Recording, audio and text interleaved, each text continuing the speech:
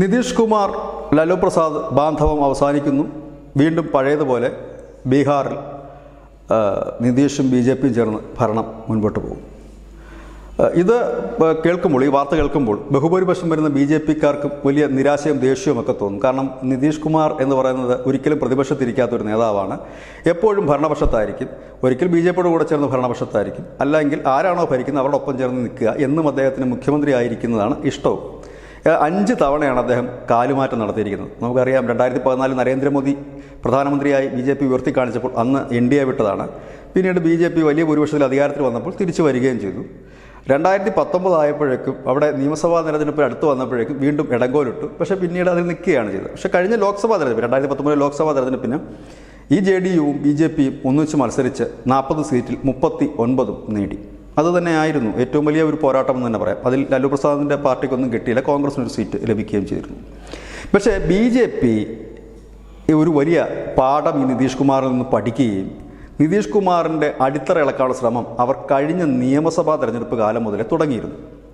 എന്തുകൊണ്ട് 2024 ഈ അവസാന നിമിഷത്തിൽ നിതീഷ് കുമാർ INDA മുന്നണി വിട്ട് BJPയിലേക്ക് എത്തുമ്പോൾ BJP 2 കൈ നീട്ടി സ്വീകരിക്കുന്നു എന്ന് ചോദിച്ചാൽ അതിനുത്തരം സിമ്പിളാണ്. 2 രീതിയിലാണ് ഒരു മനുഷ്യനെ കൊല്ലാൻ കഴിയുന്നത്: നക്കിക്കൊല്ലുക അല്ലെങ്കിൽ ഞെക്കിക്കൊല്ലുക. രണ്ടും കൂടി ഒരുമിച്ചാണ് BJP ചെയ്തിരിക്കുന്നത്. ആദ്യം നിതീഷ് കുമാറിനെ ഞെക്കിക്കൊന്നു. അതിപ്പോഴല്ല, ഈ കഴിഞ്ഞ നിയമസഭാ തെരഞ്ഞെടുപ്പ് സമയത്ത് നിതീഷ് കുമാറും BJPയും തമ്മിൽ സീറ്റ് ധാരണയുണ്ടായ സമയത്ത് രാംവിലാസ് പാസ്വാൻ്റെ പാർട്ടി ബീഹാറിനെ സംബന്ധിച്ച് ചെറിയ പാർട്ടിയല്ല, 6 MPമാരുള്ള പാർട്ടിയാണ്, വലിയ പാർട്ടി തന്നെയാണ്. അദ്ദേഹത്തിൻ്റെ മകൻ ചിരാഗ് പാസ്വാനുമായി സീറ്റ് തർക്കത്തിൽ നിതീഷ് കുമാറുമായി ഉടക്കിപ്പിരിക്കുകയും ചിരാഗ് പാസ്വാൻ LJPയുടെ പാർട്ടി, അത് അവരുടെ പാർട്ടിയാണ്, രാംവിലാസ് പാസ്വാൻ്റെ പാർട്ടി, ആ പാർട്ടിയെ നിർത്തിക്കൊണ്ട് മത്സരിക്കുകയും ചെയ്തു. അവിടെ നിതീഷ് കുമാറിൻ്റെ സീറ്റ് ഗണ്യമായി ഈ രാംവിലാസ് പാസ്വാൻ്റെ മകനും അദ്ദേഹത്തിൻ്റെ പാർട്ടിക്കും കഴിഞ്ഞു. അതോടുകൂടി തന്നെ അവിടുത്തെ ഏറ്റവും വലിയ ഒറ്റക്കക്ഷിയായി BJP മാറി. അതിന് തൊട്ടു പിന്നിൽ RJD വന്നു. അതിനും വളരെ താഴേക്ക് പോയി ഈ ബീഹാർ ഭരിക്കുന്ന നിതീഷിൻ്റെ പാർട്ടി 45 MLAമാരായിട്ട് ഒതുങ്ങിപ്പോയി. അങ്ങനെയാണ് കൂടെ നിന്ന് ശരിക്കും നിതീഷിനെ BJP ഞെക്കി കൊന്നത്. BJPയുടെ ആത്യന്തികമായ ലക്ഷ്യം ബീഹാറിൽ ഒറ്റയ്ക്ക് ഭരണത്തിൽ വരിക എന്ന് തന്നെയാണ്. സുശീൽ കുമാർ മോദിയൊക്കെ അത് പലവട്ടം പരസ്യമായി പറഞ്ഞിട്ടുള്ളതുമാണ്. ഒരിക്കലും ബീഹാറിലെ BJP ഘടകത്തിന് ഈ നിതീഷ് കുമാറുമായി ഒന്നിച്ച് പോകാനേ കഴിയില്ല. ഒരുപക്ഷെ കേന്ദ്ര നേതൃത്വം പറയുന്നുണ്ട്, അച്ചടക്കമുള്ള പാർട്ടി പ്രവർത്തകർ എന്ന നിലയിൽ അവർ ഒന്നിച്ച് പോയേക്കാം. അത് അധിക നാളില്ല. അതിനുള്ള ഉറപ്പും കേന്ദ്രത്തിൻ്റെ ഭാഗത്തുനിന്ന് അവർക്ക് കിട്ടിയിട്ടുണ്ടാകണം. ഇപ്പോൾ അവസാനം കേൾക്കുന്ന പുതിയ ഫോർമുല ബീഹാറിലെ 40 സീറ്റിൽ ഏതാണ്ട് വലിയ ഭൂരിപക്ഷത്തിലുള്ള സീറ്റുകൾ, ഇല്ലെങ്കിൽ വലിയ മെജോറിറ്റി BJP കൈകടക്കും. പകരം നിതീഷ് കുമാറിന് വളരെ കുറച്ച് സീറ്റുകളെ നൽകും. അതിന് പകരം നിയമസഭാ തെരഞ്ഞെടുപ്പ് വരുമ്പോൾ നിതീഷ് കുമാറിന് കൂടുതൽ സീറ്റ് നൽകും എന്നാണ് BJP നൽകിയിരിക്കുന്ന ഓഫർ.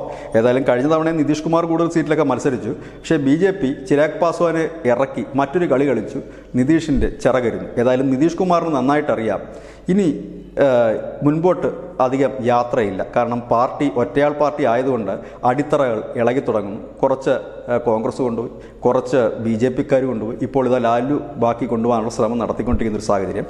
മറ്റൊന്ന്, അയോധ്യയിലെ പ്രാണപ്രതിഷ്ഠയ്ക്ക് ശേഷം പ്രധാനപ്പെട്ട പ്രതിപക്ഷ പാർട്ടികൾക്കെല്ലാം ഒരു കാര്യം വളരെ വ്യക്തമായി. കാരണം BJP എന്നൊരു പാർട്ടിയെ ഇനി തോൽപ്പിക്കാൻ കഴിയില്ല. പകരം അവരോട് ഏറ്റുമുട്ടി നാറുന്നതിലും നല്ലത് ആ പക്ഷത്തേക്ക് ചേരുന്നത് തന്നെയാണ്. അതിൻ്റെ ഭാഗമായിട്ട് തന്നെയാണ് മമത ഒറ്റയ്ക്ക് മത്സരിക്കാൻ തീരുമാനിക്കുന്നു, ആം ആദ്മി ഒറ്റയ്ക്ക് മത്സരിക്കാൻ തീരുമാനിക്കും. കാരണം കൂട്ടമായി നിന്ന് നാറുന്നതിലും നല്ലതാണ് ഒറ്റയ്ക്ക് നിന്ന് പോരാടി തോൽക്കുന്നതെന്ന് ഈ പറയുന്നവർക്കൊക്കെ നന്നായി അറിയാം. ഒടുവിൽ ഇനി കോൺഗ്രസ് മാത്രമായി മാറുമോ എന്നറിയില്ല. പക്ഷേ കോൺഗ്രസ് മാത്രമാകില്ല. കാരണം അവരോട് എക്കാലവും നിൽക്കുന്ന CPMും CPIയും സ്റ്റാലിനുമൊക്കെ ഉണ്ടാകും. പോകാൻ വേറെ വഴിയില്ല. പക്ഷേ സ്റ്റാലിനെ ഞാനിപ്പോൾ സംശയത്തോടെ കാണുന്നു. കാരണം DMK മുമ്പ് BJPയുമായി ചേർന്ന് ഭരിച്ചിട്ടുണ്ട് പലവട്ടം. അങ്ങനെ നോക്കുമ്പോൾ CPMും ഭരിച്ചിട്ടുണ്ട്. ഏതായാലും അതിലേക്കൊന്നും പോകുന്നില്ല. നിതീഷിനെ കൂടെ കൂട്ടിയത് ഇനി സ്നേഹിച്ച് കൊല്ലാൻ തന്നെയാണ്, യാതൊരു തർക്കവുമില്ല. അതായത് ഈ വരുന്ന പാർലമെൻറ്റ് തെരഞ്ഞെടുപ്പിൽ കൂടുതൽ സീറ്റ് ബീഹാറിൽ BJP മത്സരിക്കും, അതിന് താഴെ JDU മത്സരിക്കും, അതിലൊരു വലിയ മേൽക്കോയ്മ നേടുക. പിന്നീട് പതുക്കെ ഘട്ടം ഘട്ടമായി JDUവിനെ പിളർത്തിയും അടർത്തിയുമൊക്കെ BJPയായി മാറുക. ഒരുപക്ഷെ ഈ നിയമസഭയുടെ കാലാവധി തീരുന്നതിന് മുമ്പ് സുശീൽ കുമാർ മോദി ബീഹാറിൻ്റെ മുഖ്യമന്ത്രി ആയാലും അത്ഭുതപ്പെടാനൊന്നുമില്ല. കാരണം നിതീഷിന് ഇനി പോരാടാൻ ആയുധങ്ങളില്ല, അതിനുള്ള കരുത്തുമില്ല. പാർട്ടിയെ സ്വന്തം പാർട്ടി കണക്ക് കൊണ്ടു നടന്നതുകൊണ്ട് 2ാം തലമുറയോ 3ാം തലമുറയോ ഒന്നും നിതീഷ് വാർത്തെടുത്തിട്ടുമില്ല. JDU ഏതാണ്ട് തീരുകയാണ്. 2024 തെരഞ്ഞെടുപ്പ് നിതീഷ് കുമാറിനെ സംബന്ധിച്ച് അദ്ദേഹത്തിൻ്റെ രാഷ്ട്രീയ ചരിത്രത്തിൽ, അല്ലെങ്കിൽ രാഷ്ട്രീയ ലോകത്തിൻ്റെ ഒരു തിരശീല തന്നെയാണ്. ഇത് തന്നെയാണ് ന്യൂസ് നമ്പർ പോയിൻ്റ്. നന്ദി, നമസ്കാരം.